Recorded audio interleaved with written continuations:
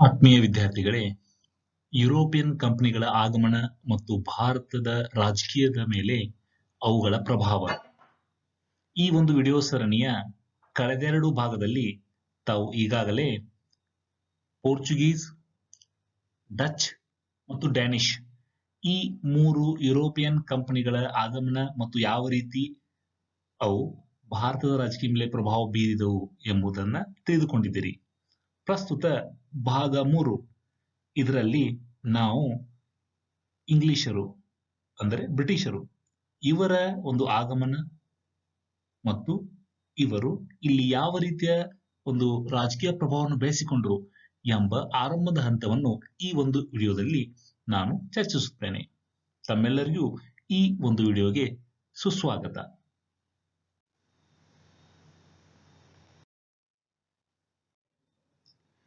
ನಮ್ಮೆಲ್ಲರಿಗೂ ಗೊತ್ತಿರುವಂತೆ ಬ್ರಿಟಿಷರು ಯುರೋಪಿನ ಈಗ ಏನು ನಾವು ಯುನೈಟೆಡ್ ಕಿಂಗ್ಡಮ್ UK ಎಂದು ಕರೆಯುತ್ತೇವೆಯೋ ಆ ಒಂದು ದೇಶದಿಂದ ಬಂದವರು. ಈ UK ಯುನೈಟೆಡ್ ಕಿಂಗ್ಡಮ್ ನ ವಾಸಿಗಳನ್ನ ಬ್ರಿಟಿಷರು, ಆಂಗ್ಲರು, ಇಂಗ್ಲಿಷರು ಎಂಬ 3 ಹೆಸರಿನಿಂದ ನಾವು ಗುರುತಿಸುತ್ತೇವೆ. ಪ್ರಾಚೀನ ಕಾಲದಲ್ಲಿ ರೋಮನ್ಸ್ ಹಿಡಿತದಲ್ಲಿದ್ದಾಗ ಈ ಒಂದು ಪ್ರದೇಶಕ್ಕೆ ರೋಮನ್ನರು ಬ್ರಿಟಾನಿಯಾ ಎಂದು ಕರೆದಿದ್ದರು. ಸೊ ಹೀಗಾಗಿ ಇಲ್ಲಿಯ ಜನರಿಗೆ ಬ್ರಿಟಿಷ್ ಜನರು ಎಂಬ ಹೆಸರು ಬಂದಿತ್ತು. ಇನ್ನ ಇಂಗ್ಲಿಷ್ ಭಾಷೆ ಸಂಸ್ಕೃತಿಗೆ ಸಂಬಂಧಿಸಿದ್ದರಿಂದ ಆಂಗ್ಲೋ ಅನ್ನುವಂಥ ಪದ ಕೂಡ, ಆಂಗ್ಲರು ಎಂಬ ಪದ ಕೂಡ ಇವರ ಕುರಿತು ಬಳಸುತ್ತಾರೆ. ಇನ್ನು ಇಂಗ್ಲೆಂಡಿಗೆ ಸಂಬಂಧಿಸಿದವರು ಎಂಬರ್ಥದಿಂದ ಇಂಗ್ಲಿಷರು ಎಂದು ಕರೆಯುತ್ತಾರೆ. ಹೀಗಾಗಿ ಬ್ರಿಟಿಷರು, ಆಂಗ್ಲರು, ಇಂಗ್ಲಿಷರು ಇವೆಲ್ಲವೂ ಒಂದೇ ಎಂಬುದನ್ನು ನಾವು ಅರ್ಥೈಸಿಕೊಳ್ಳಬೇಕು. ಈ ಬ್ರಿಟಿಷರು ಇಂಗ್ಲೆಂಡ್ನಿಂದ ಭಾರತಕ್ಕೆ ಬಂದರು. ನೋಡಿ, ಪ್ರಸ್ತುತ ನಾವು ಇಂಗ್ಲೆಂಡ್ ಎಂಬ ಪದ ಏನು ಬಳಸ್ತಾ ಇದ್ದೇವಲ್ಲ, ಅದು ಈಗ ಯುನೈಟೆಡ್ ಕಿಂಗ್ಡಮ್ ಎಂಬ ಹೆಸರಿನಿಂದ ಪ್ರಸಿದ್ಧವಾಗಿದೆ. ಈ ಯುನೈಟೆಡ್ ಕಿಂಗ್ಡಮ್ ಅನ್ನುವುದು 4 ಪ್ರದೇಶಗಳ ಸಮೂಹ. ನಕಾಶೆಯಲ್ಲಿ ನಾನು ತಮಗೇನು ತೋರಿಸ್ತಾ ಇದ್ದೇನಲ್ಲ, ಅದು ಒಂದು ಭಾಗ, ಇದೊಂದು ಭಾಗ, ಇದು ಒಂದು ಭಾಗ. ಇದು ಸ್ಕಾಟ್ಲ್ಯಾಂಡ್, ಇದು ಸ್ಕಾಟ್ಲ್ಯಾಂಡ್. ಇನ್ನ ಇದು ಇಂಗ್ಲೆಂಡ್, ಇದು ವೇಲ್ಸ್. ಇಲ್ಲಿ ಚಿಕ್ಕದಾಗಿದೆಯಲ್ಲ ಮೇಲ್ಗಡೆ, ಅದು ನಾರ್ಥರ್ನ್ ಐಲ್ಯಾಂಡ್ ಅಂದರೆ ಉತ್ತರದ ಐರ್ಲ್ಯಾಂಡ್. ಇಂದು ನಾವು ಯುನೈಟೆಡ್ ಕಿಂಗ್ಡಮ್ ಎಂದೇನು ಗುರುತಿಸ್ತೇವೋ ಆ ಒಂದು ದೇಶ ಒಟ್ಟು 4 ಪ್ರದೇಶಗಳನ್ನು ಕೂಡಿಕೊಂಡು ಆಗಿದೆ.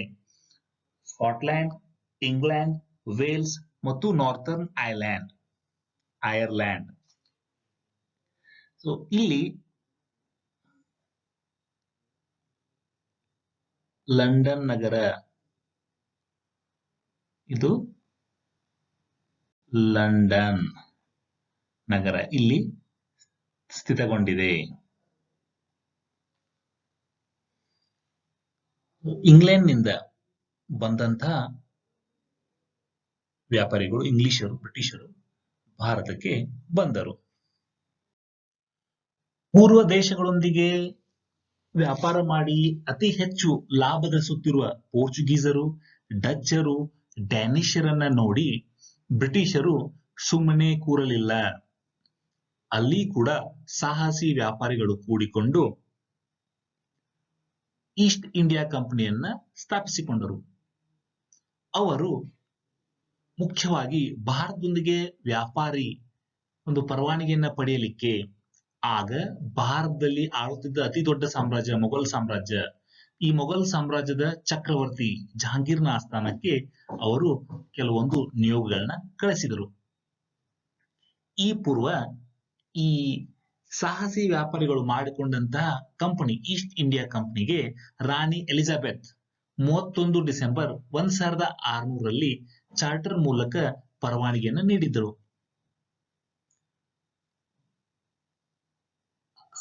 ಸಾಮಾನ್ಯ ಶಕೆ 1609ರಲ್ಲಿ ಮೊಘಲ್ ಚಕ್ರವರ್ತಿ ಜಹಾಂಗೀರ್ ಈತನ ಆಸ್ಥಾನಕ್ಕೆ ಕ್ಯಾಪ್ಟನ್ ಹಾಕಿನ್ಸ್ ಬಂದ. ಈತನ ಮುಖ್ಯ ಉದ್ದೇಶ ಭಾರತದೊಂದಿಗೆ ವ್ಯಾಪಾರಿ ಒಂದು ಸವಲತ್ತುಗಳನ್ನ ಪಡೆಯುವುದು.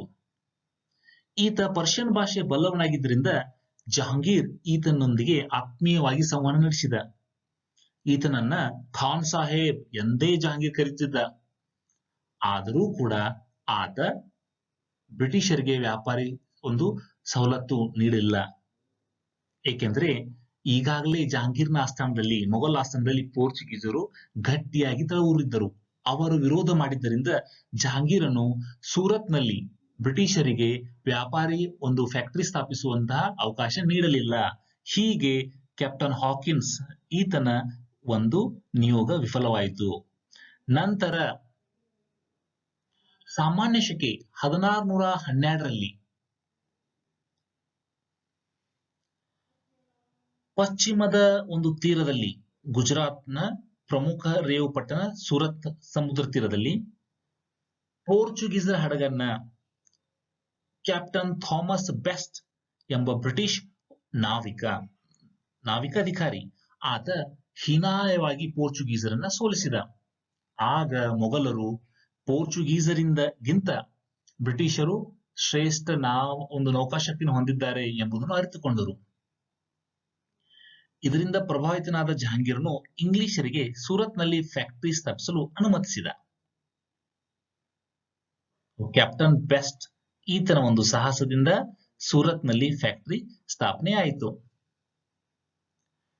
ಆದರೆ ಇನ್ನೂ ಭಾರತಾದ್ಯಂತ ಹಲವಾರು ಸ್ಥಳದಲ್ಲಿ ವ್ಯಾಪಾರಿ ಒಂದು ಪರವಾನಗಿ ಪಡೆಯಲು ಬ್ರಿಟಿಷರು ವಿಫಲರಾಗಿದ್ದರು. ಹೀಗಾಗಿ ಇಂಗ್ಲೆಂಡ್ನ ರಾಜ ಜೇಮ್ಸ್ನ ರಾಯಭಾರಿ ಸರ್ ಥಾಮಸ್ ರೋ ಸಾಮಾನ್ಯ ಶಕೆ 1615ರಿಂದ 1619 4 ವರ್ಷಗಳ ಸುದೀರ್ಘ ಪ್ರಯತ್ನವನ್ನ ಮಾಡಿದ.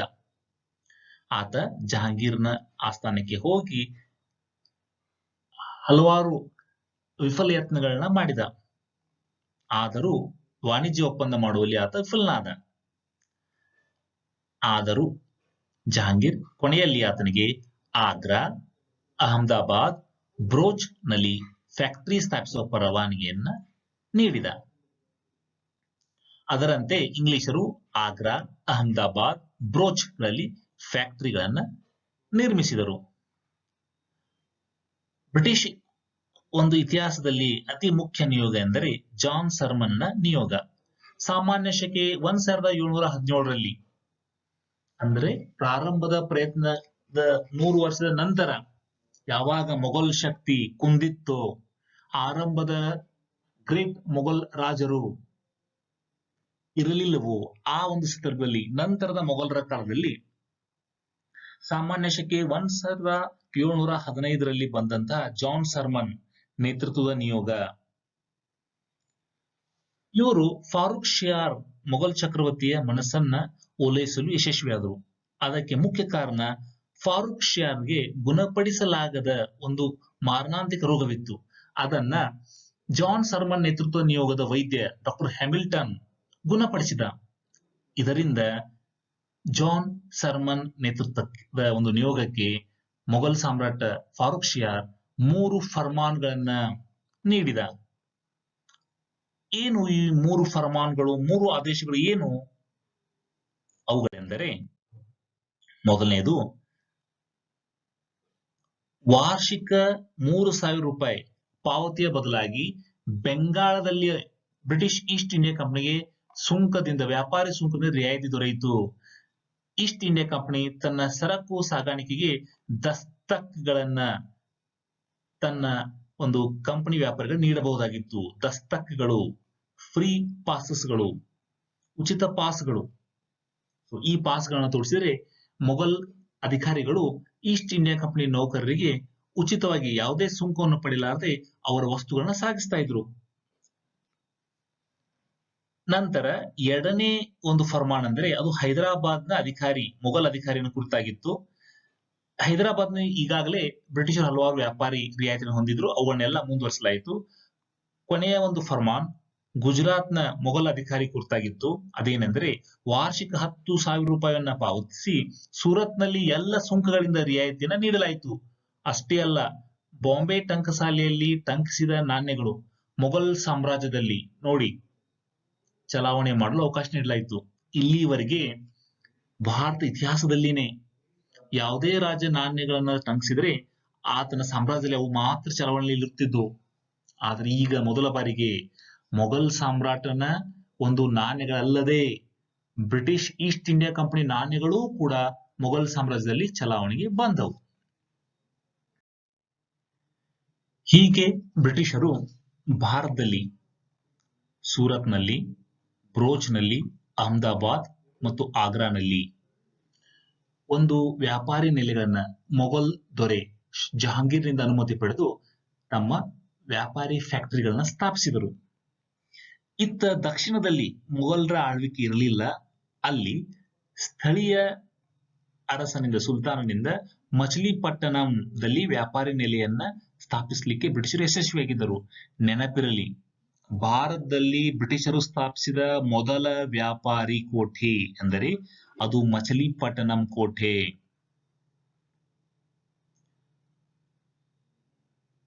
ಆಂಧ್ರ ಪ್ರದೇಶದ ಮಚಿಲಿಪಟ್ಟಣಂ.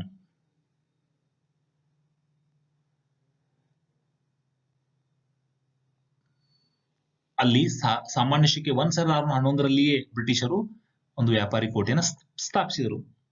ಆದರೆ ಭಾರತದಲ್ಲಿ ಅತ್ಯಂತ ಪ್ರಸಿದ್ಧ ಮತ್ತು ಅತಿ ಮಹತ್ವದ ಸ್ಥಾನವನ್ನು ಹೊಂದಿರುವಂತಹ 3 ವ್ಯಾಪಾರಿ ನೆಲೆಗಳು ಮದ್ರಾಸ್, ಬಾಂಬೆ, ಕಲ್ಕತ್ತಾ, ಇವುಗಳನ್ನ ಹೇಗೆ ಅವರು ತಮ್ಮ ತೆಕ್ಕೆಗೆ ತೆಗೆದುಕೊಂಡರು, ಅವುಗಳನ್ನ ಹೇಗೆ ಬೆಳೆಸಿದರು ಎಂಬುದನ್ನು ತಿಳಿದುಕೊಳ್ಳೋಣ.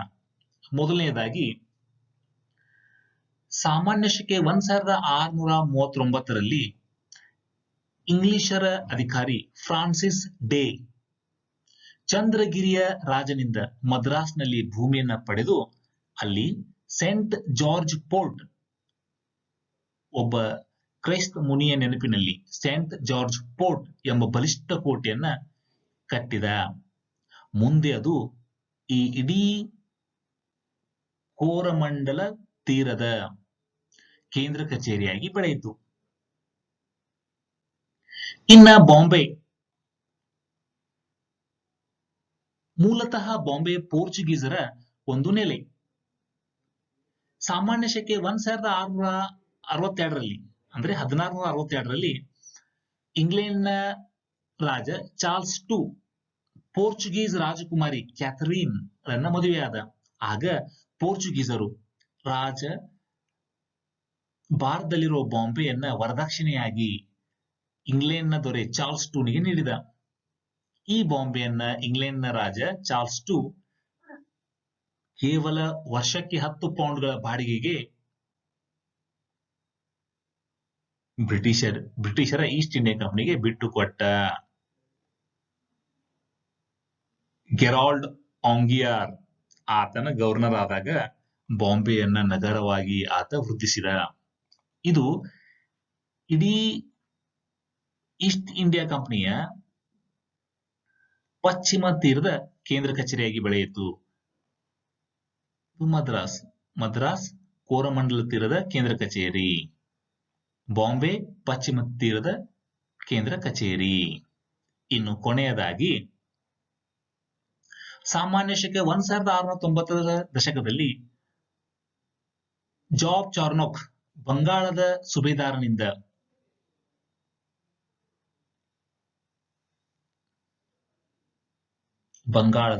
ಸುಬೇದಾರನಿಂದ ಹುಗ್ಲಿ ನದಿ ದಂಡೆಯ ಮೇಲೆ ಸುತನತಿ, ಕಲ್ಕತ್ತಾ ಮತ್ತು ಗೋವಿಂದಪುರ್ ಎಂಬ 3 ಹಳ್ಳಿಗಳು.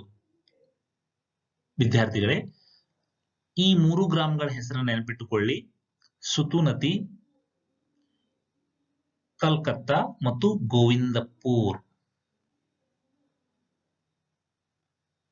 ಎಂಬ 3 ಹಳ್ಳಿಗಳ ಜಮೀನ್ದಾರಿ ವಾರ್ಷಿಕ 1200 ರೂಪಾಯಿಗೆ ಖರೀದಿಸಿ ಪೋರ್ಟ್ ವಿಲಿಯಂ ಎಂಬ ಕೋಟೆಯನ್ನ ಕಟ್ಟಿದರು. ಇದರ ಸುತ್ತ ಕಲ್ಕತ್ತಾ ನಗರ ಬೆಳೆಯಿತು. ಇದು ಕಲ್ಕತ್ತಾ ನಗರ. ಭಾರತದಲ್ಲಿ 1911ರವರೆಗೆ ಬ್ರಿಟಿಷರ ರಾಜಧಾನಿ ಕಲ್ಕತ್ತಾ ಆಗಿತ್ತು. ಮಿತ್ರರೇ, ಹೀಗೆ ಭಾರತದಲ್ಲಿ ಬ್ರಿಟಿಷರು, ಇಂಗ್ಲಿಷರು, ಆಂಗ್ಲರು ಪ್ರಮುಖ ವ್ಯಾಪಾರಿ ನೆಲೆಗಳನ್ನು ಹೊಂದಿದರು. ಮುಂದಿನ ಭಾಗದಲ್ಲಿ ಈ ಒಂದು ವಿಡಿಯೋ ಸರಣಿಯ ಮುಂದಿನ ಭಾಗದಲ್ಲಿ ಫ್ರೆಂಚರ ಬಗ್ಗೆ ತಿಳಿದುಕೊಳ್ಳೋಣ. ಯಾವ ರೀತಿ ಈ ಬಲಿಷ್ಠ ಬ್ರಿಟಿಷರು ಮತ್ತು ಫ್ರೆಂಚರು ಸಂಘರ್ಷಕ್ಕಿಳಿದರು ಎಂಬುದನ್ನೆಲ್ಲ ಮುಂದಿನ ವಿಡಿಯೋದಲ್ಲಿ ನೋಡೋಣ. ವಿದ್ಯಾರ್ಥಿಗಳೇ, ದಯವಿಟ್ಟು ತಾವೆಲ್ಲ ಯೂಟ್ಯೂಬ್ ಚಾನಲ್ ಅಲ್ಲಿ ಸ್ಪರ್ಧಾ ಕ್ರಾಂತಿ ಕೊಕಟ್ನೂರ್ ಈ ಒಂದು ಚಾನಲ್ ನ ಸಬ್ಸ್ಕ್ರೈಬ್ ಮಾಡಿ. ಧನ್ಯವಾದಗಳು.